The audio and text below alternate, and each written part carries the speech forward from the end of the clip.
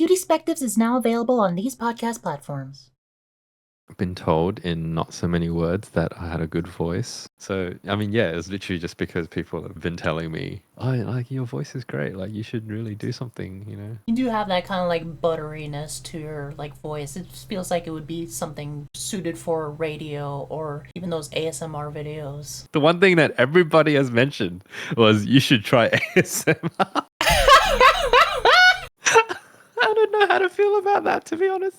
Cutiespectives is presented free of mid-roll ads, thanks to the support of viewers like you. Hello everyone, welcome back to Cutiespectives, sharing the perspectives of people all throughout the LGBT spectrum. I'm Jasmine Page, and today I'm welcoming another very special guest to the show, musician and aspiring voice actor, Enna. Thank you so much for joining me on this show. It's really good to have you here. Oh, thank you so much for having me. I'm a little nervous, I think. Don't be. I'm nervous too, but just don't be. Okay. We'll just start off with some easy questions. Let's get to know you. Why don't you just introduce yourself? Tell us who you are and what you do. Okay. I am Enna. So I go by Enna. You may see me as 3NA or just capital ENA. No relation to the YouTube character Enna. Just so you know.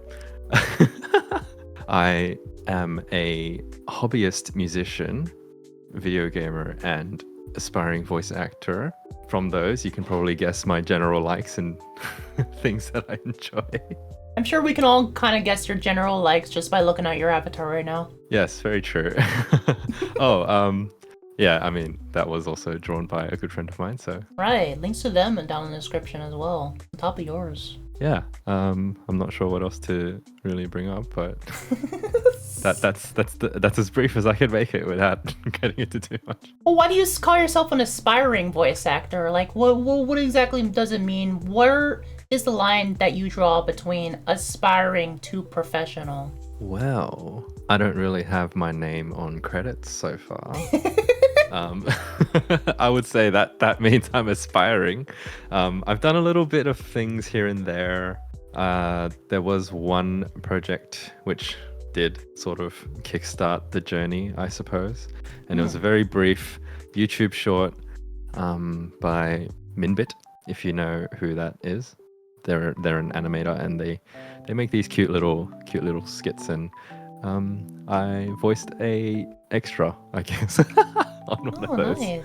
So that would be where it all started. Well, not really, but like that's kind of the most recent and the most exposure that I've gotten in the sense that as like lots of people, millions of people have heard my voice. I'm sure we can get into more of that a little later, but let's get into like kind of like the nitty gritty and ask about like in your particular field, what is your experience with the LGBT community? If I'm perfectly honest, I haven't really been exposed to much of it in my life, and it's only recently, and this is like the most recent like 5-10% of my life so far that I've sort of been able to, I don't want to say muster up courage, but like sort of get myself out there and meet people and find communities and groups that sort of share interests, but also people that I feel like I can connect with. So it's pretty recent. So I'm not particularly active, I suppose, but You know many queer individuals in pursuing music or anything like that? oh, I have, but even then, like, because I studied music in my uni days. I hope my age doesn't come up. So I did, and there were interesting individuals going to university. At the time, it still wasn't really like a big kind of out there thing. Most people kept to themselves regarding their sexuality or identity in that way. So you didn't really see too much of it outside of the quote unquote norm. All right. That's a really interesting perspective that you've known queer people before, but you're just now getting into it. Well, what was the sudden spark? So there was a point in my life where kind of everything just stopped. I'd split from my partner. I'd stopped going to university, I basically just dropped out. I'd stopped sort of engaging in certain communities that I was a part of before. So I had basically nothing going on, a lot of free time. And that meant a lot of time to sort of reflect, to be able to kind of see what I was doing with my life personally, and like, yeah, wanting to kind of see where things would go with stuff that I just started to discover or even rediscover after my life stopped, essentially.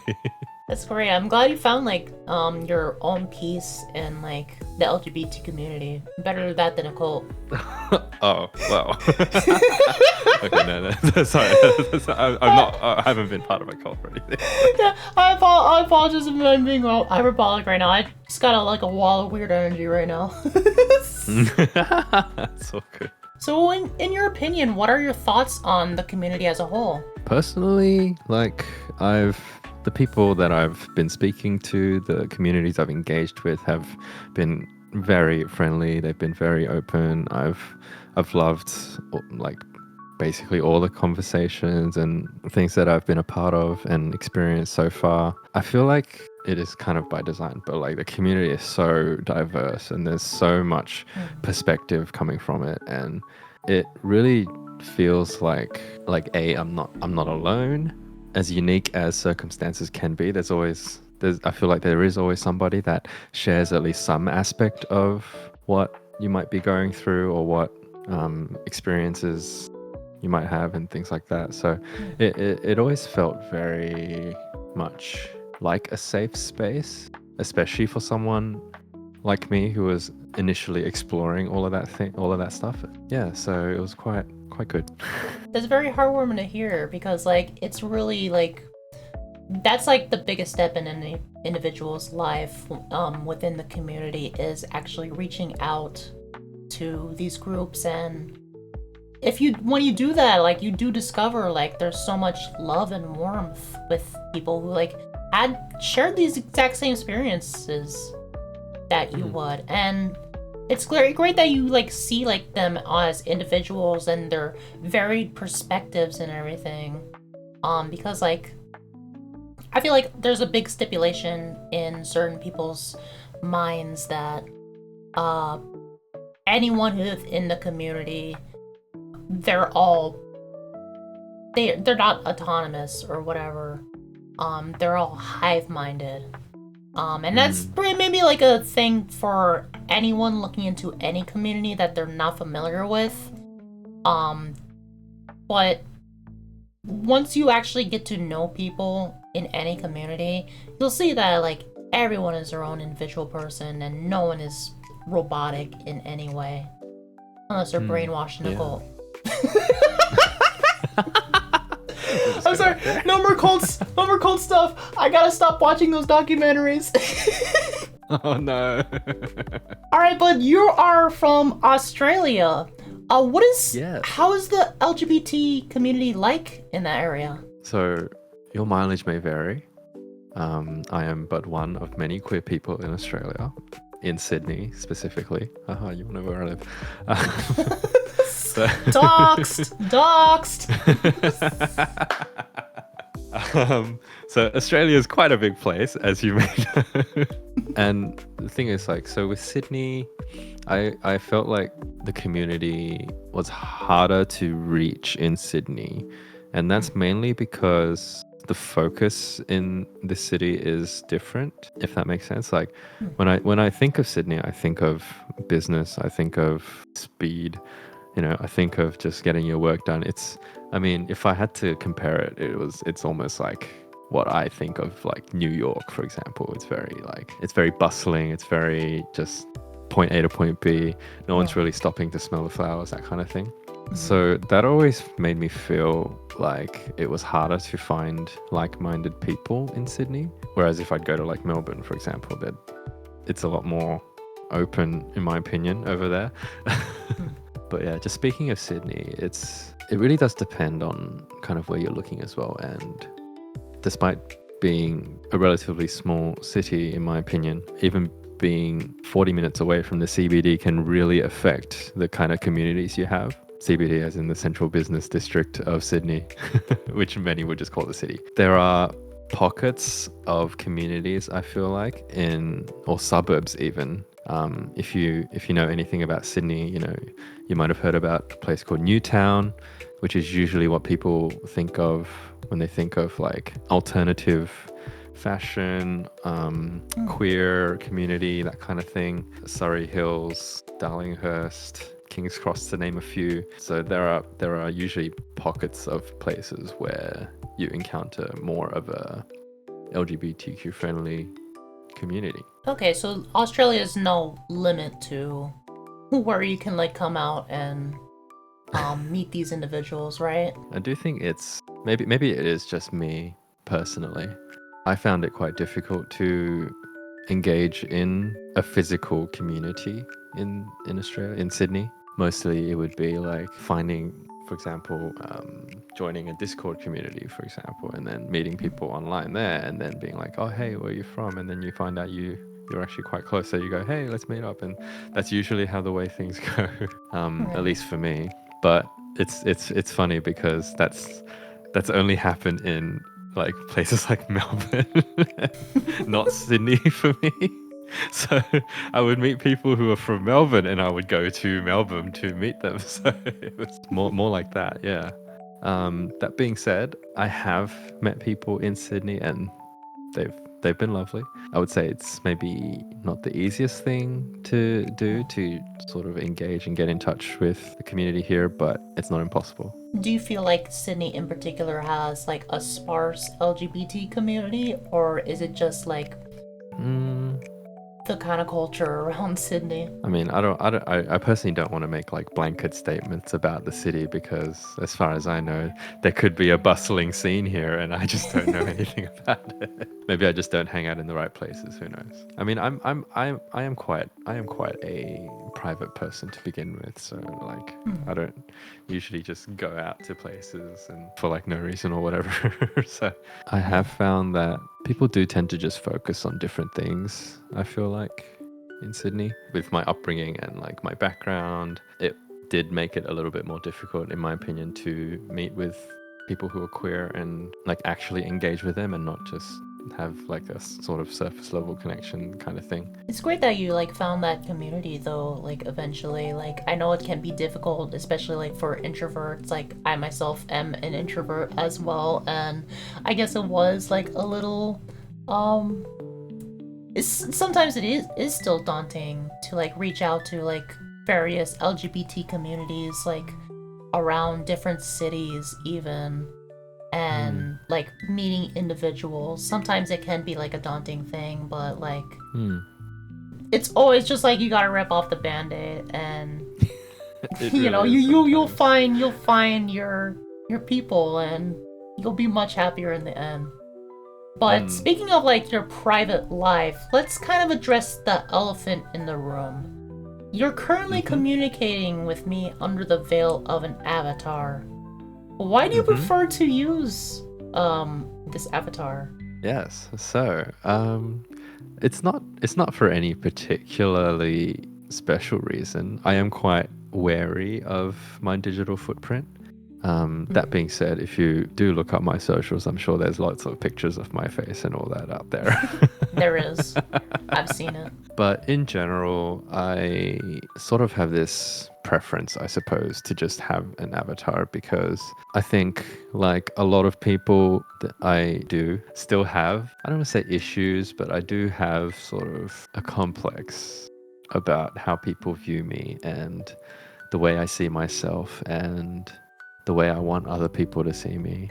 And this very lovely, cute, chibi picture that my friend drew for me, it was one of those quote unquote euphoria moments where it was just, you know, it felt like this was reflective more of like the kind of person I feel like I am.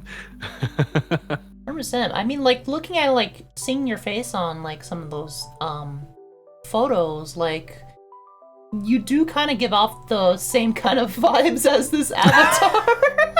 I will just say that. I mean, I guess that's a good thing because, you know, you see the avatar and it's not like it's something that I'm not. Right. But on any given day, like I'm happy to sort of be who I am, face and everything. But I think, and this also kind of comes with like moving forward, if I do pursue more of a serious, I don't want to say career, but if I do pursue voice acting more so, I do kind of want to keep, again, that footprint to a minimum. I mean, this does kind of suck, but sometimes it really does change like people's perception of you if they do see you in person and your voice, and that's sort of like, oh, that doesn't really, it's just kind of a way for me to not hide, but have a bit of a safety net, I suppose. It's not too far off from like how a lot of voice actors are anyways, like unless they're like a big celebrity or something voicing a character, you don't really necessarily think about the voice actor. You just think about the character. And that is true, yeah. when you're aspiring to be this like voice actor, like that is going to like kind of come soon. Like people are going to see the character before they ever even know that there's a person behind the voice, unless you're like Chris Pratt voicing Mario or something. Yeah, I guess I just kind of think of like certain YouTubers or certain, like especially artist tubers who often use their art to represent themselves instead of putting their face all over the internet and things like that. So that's sort of where I'm coming from again with wanting to use an avatar instead of like video. I'm not particularly fussed about my face on most occasions, but I guess it's more fun this way too. Yeah, it is. Do you feel that as a queer individual, it's easier to express yourself with the image rather than showing your face? I guess so, yeah. I mean, personally, I think it just is easier in general, especially if it's like, for example, if today I wasn't particularly pleased with the way that I looked, I would be more than happy to just use an avatar, right? So yeah, in a lot of ways it is easier to just go with this. There's a lot of increased people using avatars as preference to like showing their face online. And that comes with kind of like the digital age of the anonymity of online interactions in general. We see a lot more VTubers, people behind an image rather than seeing like the actual individual. And that can be like a really positive thing for like queer individuals because like, or just people in general, because like you see someone on like a Discord server, you see like their profile picture, it's Madoka Kanne. Of course it is, They want to present themselves as a magical girl. And maybe they're not a magical girl in real life, but maybe they feel like they're a magical girl, and that's okay. It's the same situation with like any kind of queer people. Like if they want to present in the opposite gender, like it's a great way for them to start. I mean, yeah, no. I think people are free to use whichever identifier or like avatar they want that they feel like expresses who they are more so, whether it's an avatar or whether it's they put on a lot of makeup and dress up and present that way, or whatever makes you the most comfortable should be what you should use. 100%. And speaking of like this avatar, like expressing yourself, like your avatar in particular itself shows off a lot of your personality and interests. You got the gaming, you got the anime. As a manga daio, like every time I see your character, I just think, hello everyone. Every time I see your like little character show up. But why is the presence of any musical motif absent? Well, okay, specifically for this avatar, because this was made for my sordid streaming career, that would be why, I would say. Right. If we're going to talk about music specifically, like I do play instruments, but I feel like my main instrument is my voice, so maybe it's not hidden. Oh, interesting. Oh my god, I love that. So, I mean, speaking of like your musical talents and whatnot, audio seems to be a very important part of your life. I realized that you are also a fan of rhythm games. I myself Mm-hmm. have quite a collection of Bang Dream figures. I'm not sure if you're a fan of that series or not. But I do love me some rhythm games as well, so it's cool to see that you are also into those. You play the piano, you play the guitar, you're pursuing voice acting.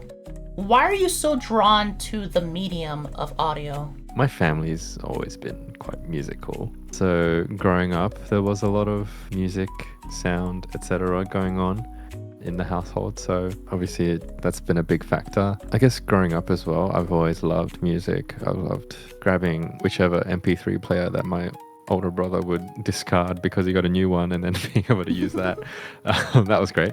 And just the days of peer-to-peer downloading was a time as well. One of the first things I would do actually when I got like a new phone, for example, was change the ringtone. And we're talking like not even flip phones, not even slide phones, just like a straight up Nokia brick thing. I don't know if that explains my age a little bit.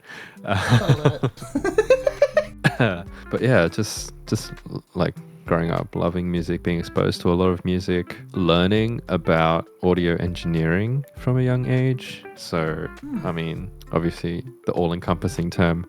In this case, if you must know, I did have a church background, so it was very like being in that community, and like if you know anything about that, they do sing a lot, so that's part of it. Yeah, the gospel is like really like big in the church community. Yeah. And it's a contemporary church, so we've got all the electrical guitars and Oh, nice. all that stuff. So, yeah, so just seeing all that growing up and seeing people like actually control the music from the back was really interesting to me. So, I ended up learning little bits about it, and I thought, you know, this is really fun. I might want to do this in the future. So it got me into researching, it got me into like learning, and then that's what I did for uni as well. So yeah, it all sort of coalesced into what it is now. I spend frequent moments in car karaoke. No, that's great. I didn't know anything about that background of yours. Like, that's really cool. Like, you get to like experience that sort of stuff at such a young age, and like, you know, be kind of whimsied by it. It's really telling of like how powerful like audio and music in general can be, for Yeah, like the absolutely. greaterment of humanity and everything. But we can get into that in a second. I just wanted to kind of spiel a little bit about you. I've listened to some of your covers that you've made public. You do a lot of like covers of like anime and gaming music, and it's all exceptional work. Like I especially love like your Thank you. Wind Scene cover from Chrono Trigger, Oh, because thank you. that's like one of my favorite RPGs when I was a kid, and I still love that game to this day. Yeah. What drives you in covering these compositions?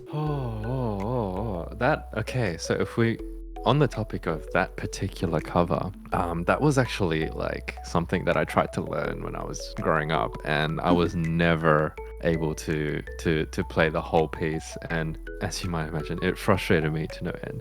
I gave up a lot of times. I eventually just kind of forgot about it for a long time. Then I got myself a new e-piano because I wanted something that I could use to work as a MIDI controller, as well as something that I could just plonk on if I just felt like it. So I got that, and then I thought, yeah, why don't I just practice a bit, see where it goes? And then I thought about that song, and then I thought maybe it's finally time to finish it. That's great. What a journey. What a journey. Yeah, yeah. So I think I did write it in the description of that video. It was like, I don't know, 10 plus years or something in the Wow. making. Yeah, but I did get there eventually, so I was quite proud of that. What drives you in particular of like doing covering compositions of video games and anime in particular? I think it's a growing up thing, because as I was growing up playing these amazing video games like Chrono Trigger and Final Fantasy, it was always like the songs that I knew, the songs that I really enjoyed that spoke to me. And like growing up, I wasn't the most sociable kid on the block, partly because I did play a lot of video games maybe. but that also meant that like the kind of connections that I developed with things like music and stuff was less to do with what was popular and more to do with like the things that I enjoyed, which I guess you could say was quite a good blessing on my part. Yeah, I remember printing out lyrics to like anime Naruto OPs and like trying to sing them.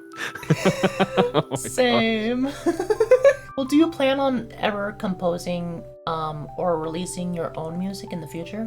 I would love to. I just don't think that's part of my particular skill set. I mean, if you can read sheet music, like, you can write it too, right? True. I do suffer from the excessive perfectionism, so maybe that'll happen in like another 10 years, who knows. But I think I want to stick to doing covers for now. While there may be things that I feel like I want to voice, I think sharing what has spoken to me in my own way is more what I want to do at the moment. So how do you feel, like, in particular when you're playing music? I think when I play music, it reflects how I feel. So if I feel quite distressed, I feel like when I play something, I would usually play something that's quite sad or ballady. It helps me to get a handle on what I'm feeling, and the music itself is a good way to express that. So you do utilize, like, playing music as like an outlet of expression. Do you ever feel like a sense of euphoria when that comes to fruition? I think euphoria is quite a strong word. I do understand where it's coming from, but I want to say that I do often feel quite peaceful after. Yeah, I mean, it does generally just make me feel better. So that's great. I think music has been with humanity since the birth of humanity, and it's such a prevalent part of humanity, and so many people are attracted to it. That's why, like, for me, like, music is almost like a daily. Like, earlier when I was writing these questions, I even had like one of my playlists playing in the background and stuff. Like, there's not a day that goes by where I'm not listening to music, and I know that's a thing for most people. Like, people say that, like, the reason we're so attracted to music is because the very first thing that we ever hear as children in our mother's womb is our mother's heartbeat, and that's like the first musical thing that we ever like encounter before we're even born. And I just love that music is everywhere, and it's amazing how, like, I personally like revere people who can play like instruments really, really well, because I played a little bit of the trumpet and the harmonica in school, but I was never really passionate about it. I would have loved to learn like the violin or something, or like the piano, and maybe I'll learn the guitar eventually, because that's something for later, maybe. I recommend. Yeah. I tried learning it once, but it didn't really work out, but maybe another time. Oh, well, I think there's no harm in a second chance. Well, let's move on to another avenue where audio places importance in your life, which is voice acting. When did you want to start pursuing voice acting? A while ago, I had been told in not so many words that I had a good voice. I mean, I never really thought much of it until I actually did something about it, which was a more recent endeavor. So, I mean, it was literally just because people have been telling me all my life, almost, that like, oh, like, your voice is great. Like, you should really do something, you know? You do have that kind of like butteriness to your like voice. It just feels like it would be something suited for radio or even those ASMR videos. Okay, so I will say that the one thing that everybody has mentioned was you should try ASMR. I don't know how to feel about that, to be honest. And I'm just like, are you gonna listen to any of it? Well, it depends on what the content is. That's true. That is true. Is it boyfriend lulls me to sleep at night? Like, I need that to sleep. Who knows what they're thinking.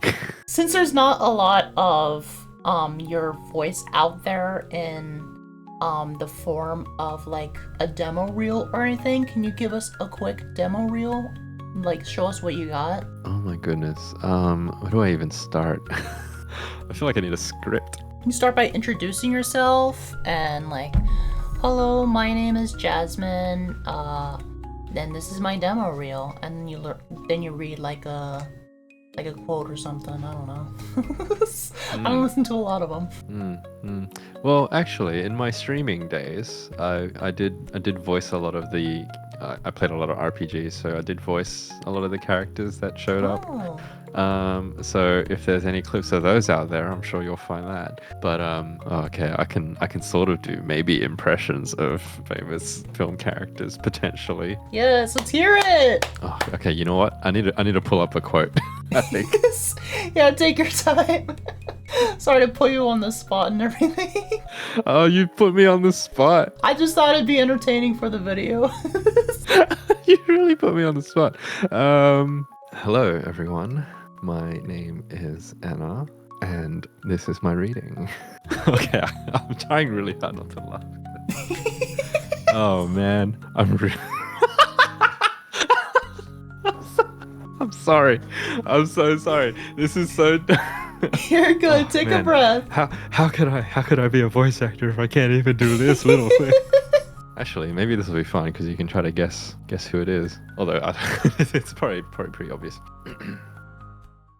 However, for those select few who possess the predisposition, I can teach you how to bewitch the mind and ensnare the senses. I can tell you how to bottle fame, brew glory, and even put a stopper in death.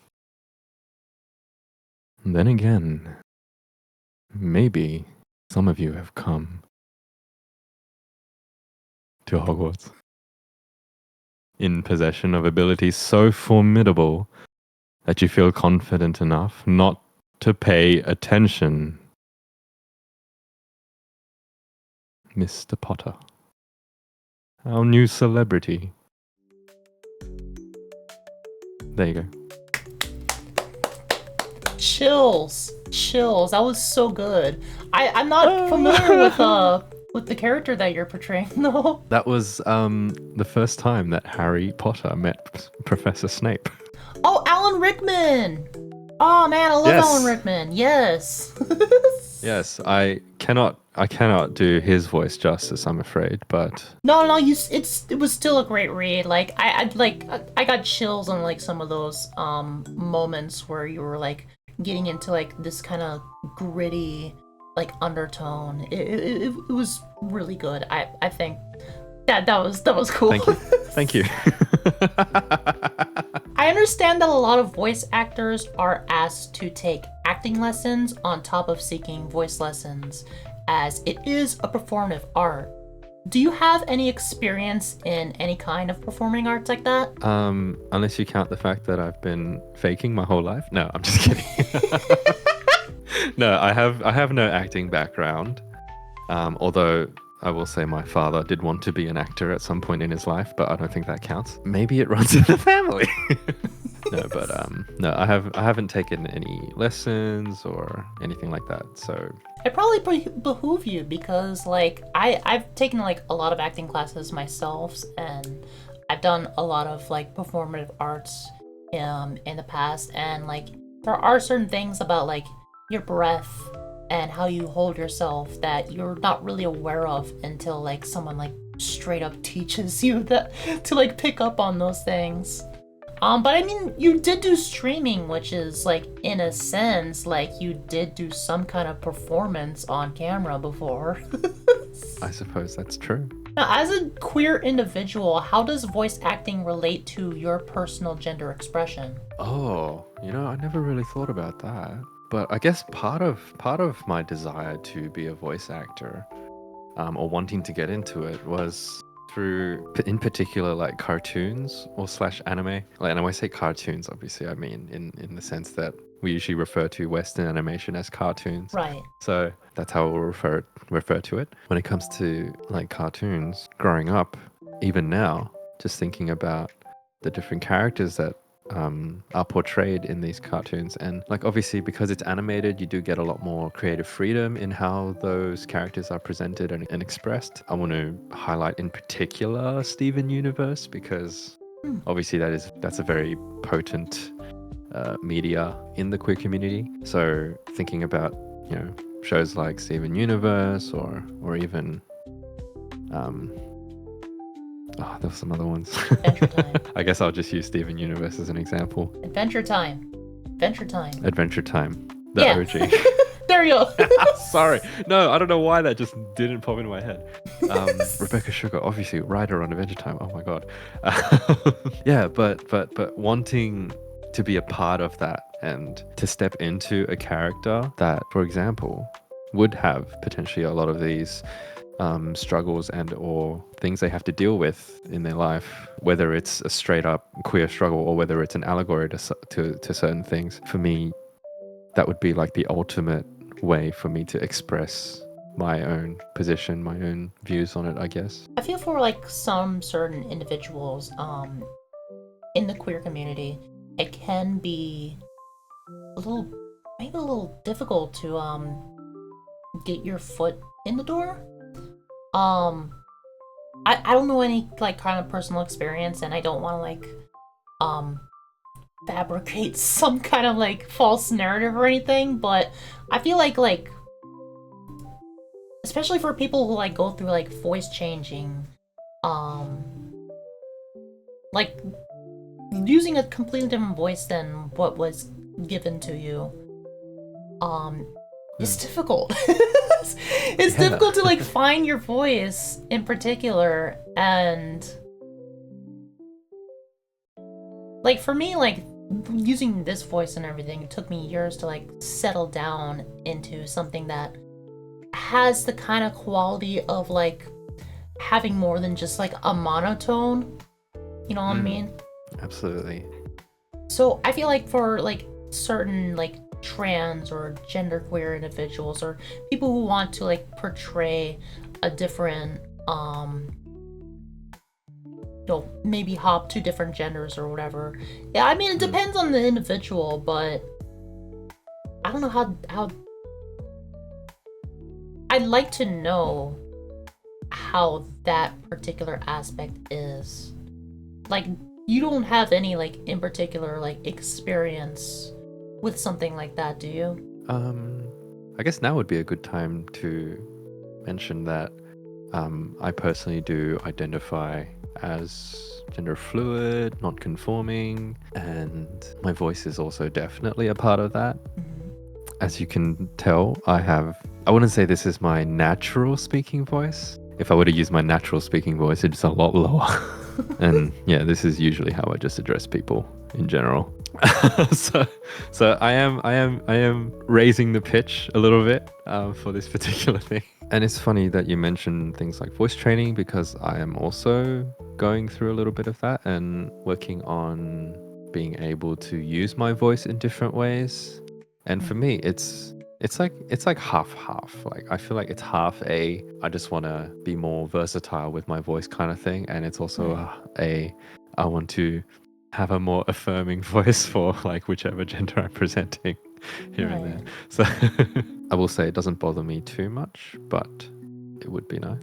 So I'm aware of things like that. I am following different YouTube people who discuss that topic as well. So it's also a journey for me, I think, trying to find where I feel like my voice sort of fits depending on the day. It can be like a long journey for certain individuals going through voice training and everything. Like I said, it took me years to finally settle down on this. Like in particular, I still feel like I have like work to do on it. I think your voice is quite good. Oh, thank you so much. I think it's annoying personally. But no, it's voice training is such like a big step in like, especially like for people who are transitioning and becoming gender fluid, non-binary. It's a huge step into like overcoming certain dysphorias that could potentially lead from like a voice. But it's a journey worth taking, I would say, because I agree. like if you have any sort of like dysphoria, like anything that really bothers you, like for me it's like my facial hair and body hair, and currently I'm receiving gender affirming care with that, like, and it's hard, it sucks, it's painful, but it beats having hair for the rest of my life, you know? And like, just go through like this kind of like voice training journey, and for you and anyone at home like wanting to try that, just go for it. Like, I agree. You'll come out better at the end. I absolutely agree. Even like, because I haven't been like training, quote unquote, for very long myself. But even just like those little minute changes that I can hear sometimes, like, yeah, it makes me feel good. It makes me feel like I've made progress and that it's taking me to a better place emotionally, mentally. So I definitely think it's worth the journey. And it's worth the time that you spend to work on it, for sure. Definitely. Now, in the pursuit of this, you didn't want to call it a career, but I wrote it down as career in the question. Where do you hope to see these endeavors taking you in a year or maybe a few years' time? I don't want to be too ambitious. Maybe there's nothing wrong with being too ambitious. But nothing wrong with that. I guess not. I'd like to at least have, well, a demo reel for one. That would help start something. I mean, even just having my voice in like a couple animations, whether like YouTube animations or whatever, like I'd totally be fine with that, and just helping people out with their projects and getting out there in that way. If I want to say, my ultimate goal would be, like I said before, to voice a character on a TV series or something that, like, it doesn't have to be that's someone that's completely representative of like who I feel like I am, but like even just anyone that I can voice that, you know, provides entertainment and even potentially makes a difference in someone's life, perhaps. I don't think that's like super ambitious at all. I think that's like very solid like goal of yours. And like definitely like I can see like doing that like within a year, voicing at least like in other people's projects. Definitely the demo reel is probably like the first step. But I think you can definitely get that out like really soon, and I hope all works out best for you. Thank you. A big word of advice that I've received from like learning with because I'm pursuing filmmaking, a big thing of advice that I've learned is don't be afraid to work for free. Because a credit's a credit, and a credit looks good on a resume. Yeah, for sure. Now, do you have any advice for people like us who are pursuing either music or voice acting? See, I feel like any advice that I give, I should follow myself.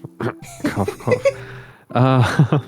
Really, it's just like, yeah, don't be afraid to get out there and show what you can do. Because from my experience with any art form, whether it's art or music or streaming or whatever, the hardest part is starting. And so like if you can get past that initial hurdle, like, I don't know if this will work out okay, I don't know if I should do this, I don't know if like people would like what I'm doing, I think just getting past that first initial hurdle, I don't want to say it makes everything else easier specifically, but I think it does help you get your mind more on track the next time, if that makes sense. Yeah, solid words of advice. Can we get a real quick hello everyone? I'm sorry, I had to ask. Hello everyone, how are you? Fine, thank you. Oh my god. I wish I were a bird.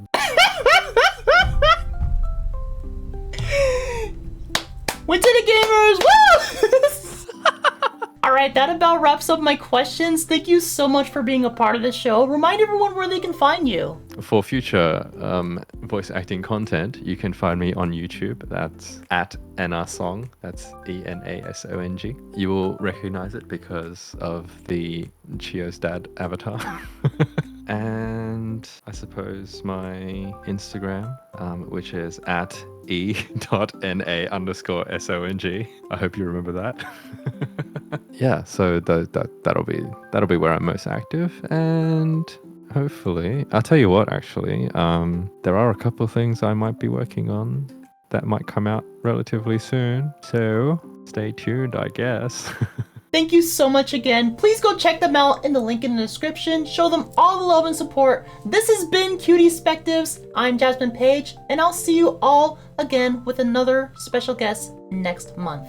Until then, take care of yourselves and have a great day. Thank you so much for watching. Feel free to share your perspectives down in the comments below and let me know who you'd like to see in a future video. See you next time!